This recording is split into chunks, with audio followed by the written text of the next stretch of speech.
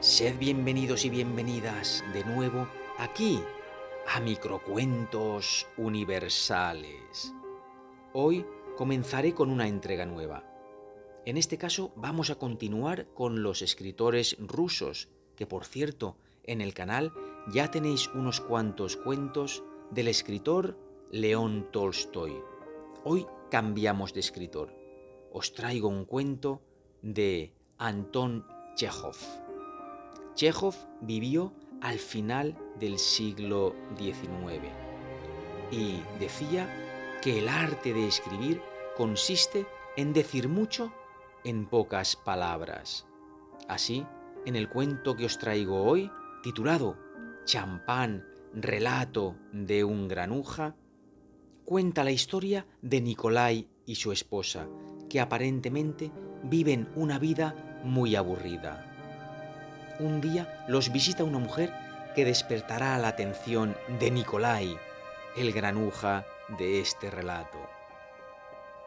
No tenéis que perder de vista la sutileza del engaño que perfila el carácter del granuja. Un ser soberbio y egoísta que raya en el narcisismo.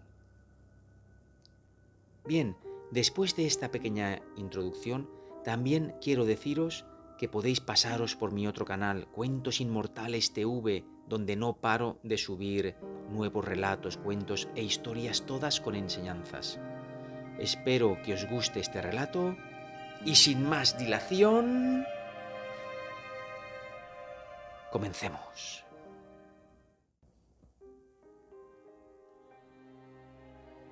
Champán, relato de un granuja. El año en que empieza mi relato, yo era jefe de una pequeña estación en nuestras líneas ferroviarias del sudoeste. Si mi vida era alegre o aburrida, en aquella estación podrán ustedes adivinarlo al saber que 20 versas a la redonda no había ni una vivienda humana, ni una mujer, ni una taberna que valiese la pena, mientras que yo, por aquel entonces, era un joven sano, de sangre ardiente, ligero de cascos y bobo. Lo único que podía servirme de distracción eran las ventanillas de los trenes de pasajeros y el maldito vodka que los judíos mezclaban en sus pócimas.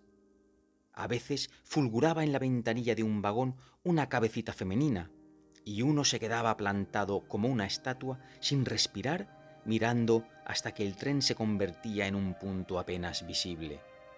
O te bebías cuanto te cupiera de aquel repugnante vodka hasta embrutecerte y perder así la cuenta de cómo corrían las largas horas y los días. En mí, que había nacido en el norte, la estepa me producía el mismo efecto que la vista de un cementerio tártaro abandonado. En verano, con su solemne calma, ese monótono canto de los grillos, esa diáfana luz de la luna, a la que no hay modo de sustraerse, me sumergía en una tristeza melancólica. En invierno, en cambio, la inmaculada blancura de la estepa sufría lontananza, las largas noches y el aullido de los lobos me oprimían el alma como la peor de las pesadillas. En la pequeña estación vivíamos varias personas. Mi mujer y yo, un telegrafista sordo y escrofuloso y 3 guardas. Mi ayudante, un joven tísico, iba a curarse a la ciudad, donde pasaba meses enteros dejando a mi cargo sus obligaciones a la vez que el derecho a hacer uso de sus emolumentos. Yo no tenía hijos. En cuanto a los invitados, no había dulce manjar que les decidiera a venir a verme, y yo no podía ir de visita más que a casa de mis compañeros del ferrocarril, y solo una vez al mes. En fin, era una vida aburridísima. Recuerdo una ocasión en que mi mujer y yo celebramos la llegada del Año Nuevo. Sentados a la mesa, masticábamos perezosamente y oíamos que, en el cuarto contiguo, el telegrafista sordo pulsaba con monótono movimiento su aparato. Yo ya me había bebido unos cuantos vasos de aquel vodka empozoñado, y apoyando la plúmbea cabeza en el puño, pensaba en mi invencible, en mi condenado aburrimiento, mientras mi mujer, sentada a mi lado, no me quitaba los ojos de encima. Me miraba como solo puede mirar una mujer que no tiene nada en este mundo salvo un marido guapo. Me amaba con locura, como una esclava, y no solo amaba mi hermosura y mi alma, sino también mis defectos, mi cólera y mi hastío, e incluso mi crueldad cuando, en la exaltación que me producía la borrachera y no sabiendo en quién descargar mi ira, la torturaba con mis reproches. A pesar del hastío que me consumía, nos dispusimos a festejar la llegada del Año Nuevo con inusitada solemnidad y esperábamos la medianoche con cierta impaciencia. El hecho era que nos habíamos procurado 2 botellas de champán, del auténtico, con la etiqueta de la viuda Clicquot. Aquel tesoro lo había ganado yo en otoño, en una apuesta que hice con el jefe de línea, un día que celebramos en su casa un bautizo. Como sucede a veces durante una lección de matemáticas, en que cuando hasta el aire se enfría de aburrimiento, entra en clase por la ventana una mariposa y los muchachos sacuden las cabezas y empiezan a observar el vuelo con curiosidad, como si no vieran ante sí una mariposa, sino algo nuevo y extraño. Exactamente del mismo modo, una simple botella de champán llegaba por azar a nuestra aburrida estación, nos llenaba de alegría. Mi mujer y yo callábamos y mirábamos ora el reloj, ora las botellas. Cuando las manillas marcaron las 12:05, empecé a destapar lentamente una de ellas. No sé si había quedado entorpecido por el vodka o si la botella estaba demasiado mojada. Lo único que recuerdo es que, cuando el tapón salió volando al techo como un tiro, la botella me resbaló de las manos y se fue al suelo. No llegó a derramarse más de un vaso, ya que tuve tiempo de agarrarla y de taparle la sibilante boca con un dedo. ¡Ea! ¡Feliz Año Nuevo!, dije llenando 2 vasos. ¡A beber! Mi mujer tomó su vaso y me miró fijamente con ojos asustados. Había palidecido y en su rostro aparecía una expresión de horror. ¿Se te ha caído la botella?, preguntó. Sí, se me ha caído. ¿Qué tiene eso de particular? Nada bueno, dijo ella dejando el vaso y palideciendo todavía más. Es un mal augurio. Significa que este año nos va a ocurrir una desgracia. Buena aldeana estás hecha, suspiré yo. Eres una mujer inteligente y desbarras como una vieja tata. Bebe. Quiera Dios que yo desbarre, pero algo va a pasar, seguro, ya lo verás. Ni siquiera se acercó el vaso a los labios. Se apartó de la mesa y quedó pensativa. Yo solté algunas viejas frases acerca de las supersticiones. Me bebí media botella, paseé un poco por la habitación y salí. Fuera, la noche, con toda su belleza sombría y solitaria, era tranquila y gélida. La luna y, a su lado, 2 nubecillas blancas y esponjosas, inmóviles como si estuvieran pegadas, pendían en lo alto sobre la mismísima estación, como esperando algo. Salía de ellas una tenue luz diáfana que tiernamente, como si temiera ofender el pudor, rozaba la blanca tierra alumbrándolo todo. Los montones de nieve, el terraplén del ferrocarril, todo estaba en calma. Yo caminaba a lo largo del terraplén. ¿Será boba?, pensaba yo mirando el cielo sembrado de rutilantes estrellas. Incluso admitiendo que los augurios a veces dicen la verdad, ¿qué puede ocurrirnos a nosotros de malo?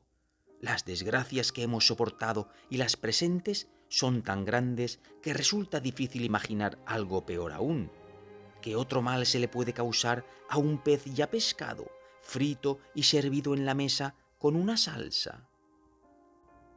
Un alto álamo cubierto de escarcha se divisaba en la tiniebla azulada como un gigante envuelto en un sudario. El árbol me miró grave y triste, como si, de manera análoga a la mía, comprendiera su propia soledad. Le estuve contemplando largo rato. Mi juventud se ha perdido sin el menor provecho, como una colilla inútil, seguía yo pensando. Mis padres murieron cuando yo era aún un niño. Me expulsaron del colegio. Nací en una familia noble, pero no recibí educación ni instrucción, y mis conocimientos no son superiores a los de cualquier peón del ferrocarril. No tengo un rincón propio donde caerme muerto, ni parientes, ni amigos, ni una ocupación que me guste. No valgo para nada, y en la flor de la vida solo he sido utilizado para que cubriera el puesto de jefe de una pequeña estación. No he conocido otra cosa que desgracias y calamidades. ¿Qué otro mal puede acaecerme todavía? A lo lejos aparecieron unas luces rojas. Un tren corría a mi encuentro. La estepa, dormida, oía su traqueteo. Mis reflexiones eran tan amargas que tenía la impresión de pensar en voz alta y de que el gemido del telégrafo y el rumor del tren transmitían mis pensamientos. ¿Qué otro mal puede sucederme? ¿Perder a mi mujer? Me preguntaba. Ni eso me asusta. Nadie puede esconderse de su propia conciencia. Yo no quiero a mi mujer. Me casé con ella cuando todavía era un muchacho. Y ahora, que yo sigo siendo joven y fuerte, ella, en cambio, se ha ajado, ha envejecido, se ha vuelto estúpida y está llena de prejuicios de pies a cabeza. ¿Qué hay de bueno en su empalagoso amor, en su pecho hundido, en su mirada mustia? La soporto, pero no la amo. ¿Qué puede ocurrir, pues? Mi juventud se está echando a perder por menos de una pulgarada de rapé, como suele decirse. Las mujeres solo pasan por un instante ante mí, en las ventanillas de los vagones como estrellas fugaces. No he tenido ni tengo amor, y mi virilidad, mi valentía, mi buen corazón se echan a perder. Todo se pudre como la basura, y toda mi riqueza, aquí, en la estepa, no vale ni una moneda de cobre. El tren pasó volando con estrépito por delante de mí, alumbrándome indiferente con la luz de sus ventanillas. Lo vi pararse junto a las luces verdes de la estación, permanecer allí un minuto y proseguir su marcha. Cuando hube caminado unas 2 versas, di la vuelta. Los tristes pensamientos no me abandonaban. Por grande que fuera mi amargura, recuerdo que en cierto modo hasta me esforzaba para que mis pensamientos fueran aún más tristes y más sombríos. ¿Saben? Las personas de pocos alcances y mucho amor propio pasan por momentos en que la conciencia de ser desdichadas les proporciona cierta satisfacción y hasta se jactan ante sí mismas de sus propios sufrimientos. En mis pensamientos había mucho de verdad, pero había también mucho de absurdo, de presuntuoso y de infantilmente provocador en mi pregunta: ¿qué otra cosa mala puede ocurrirme? Sí, ¿qué puede ocurrir?, me preguntaba yo al regresar. Me parece que ya he pasado por todo. He estado enfermo, he perdido el dinero. Cada día recibo amonestaciones de la superioridad. Paso hambre y un lobo furioso se ha metido en el corral de la estación. ¿Qué más aún? Me han ofendido, me han humillado, y también yo he ofendido a lo largo de mi vida.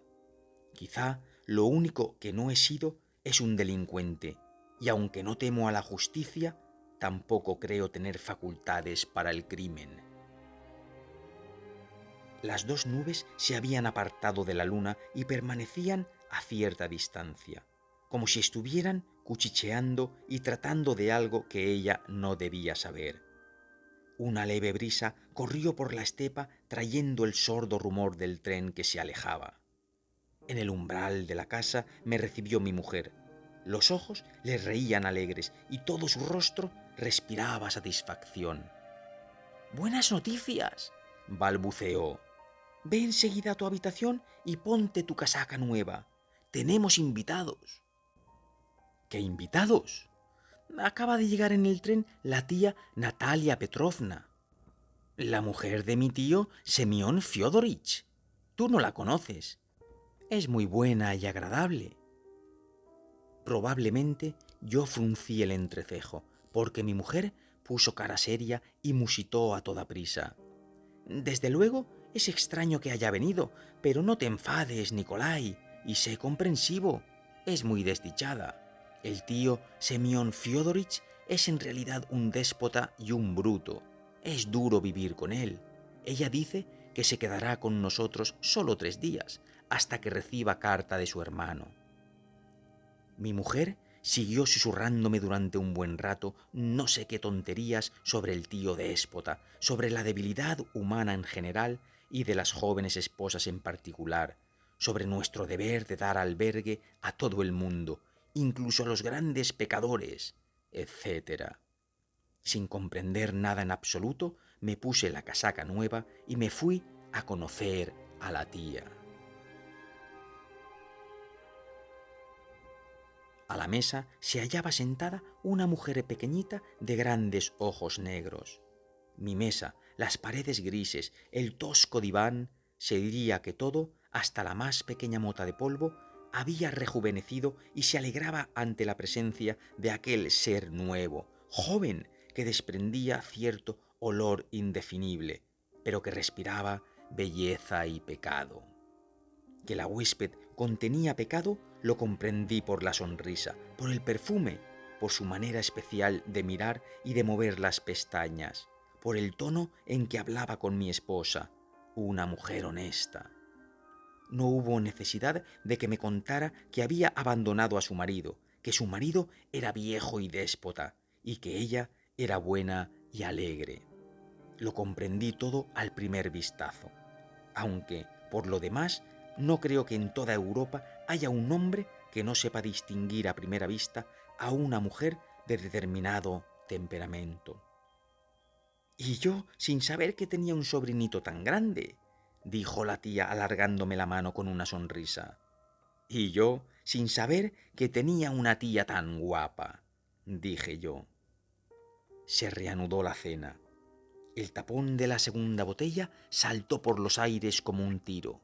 Mi tía se bebió de un sorbo medio vaso, y cuando mi mujer salió por un momento, dejó de lado las ceremonias y se sopló el vaso entero.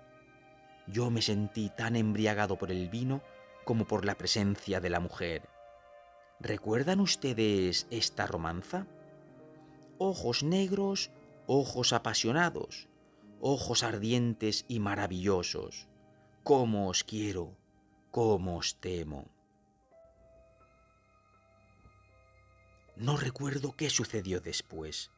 Quien quiera saber cómo empieza el amor, que lea novelas y grandes relatos. Yo diré solo poca cosa y con palabras de la misma estúpida romanza. Y es que en mala hora os he visto yo. Todo se fue al diablo y puso el mundo patas arriba. Recuerdo que un torbellino enloquecido y espantoso me alzó como una pluma. Me hizo rodar largo tiempo en su remolino y borró de la faz de la tierra a mi mujer, a la propia tía y todas mis fuerzas. Y de aquella pequeña estación en plena estepa me ha arrojado, como ven, a este oscuro callejón. Y ahora, díganme, ¿qué otra desgracia me puede aún ocurrir?